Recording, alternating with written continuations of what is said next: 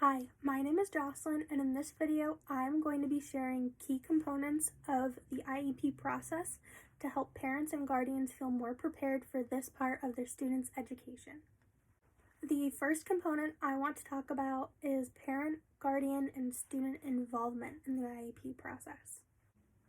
Parents or guardians and students do have a right to be a part of the IEP process according to the Individuals with Disabilities Act, known as IDEA. According to this law, students should especially be present when transition services are being discussed, and these services are ones that help them prepare for life beyond high school.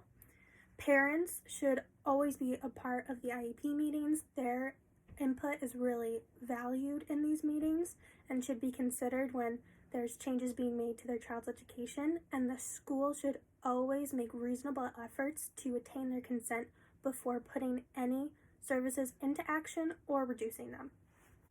The next component that I want to discuss is the referral process. Any school professionals or parents or guardians can make a referral for their student if they believe they need special education services.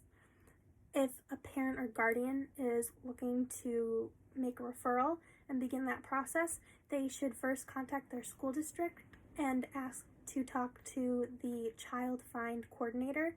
This coordinator is responsible for locating, directing, and evaluating every child with a disability who requires special education services in their district, and they can help answer any of your questions as well as guide you through the rest of the process. Once someone makes a referral, the next thing that happens is the evaluation process, and that's the component I'm going to discuss next. The initial evaluation meeting will discuss the student's specific disability category. If they do have a learning disability, they will also determine what services should be provided to the student based off of their progress in school.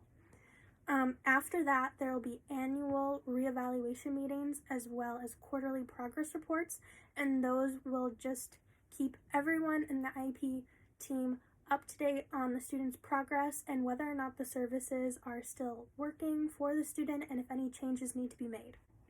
The next thing I want to address is what makes a student eligible for an IEP.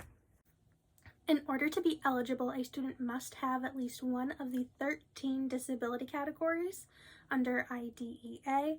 If the student does not have one of those disabilities, they may have another condition that is under IEDA's other health impairments.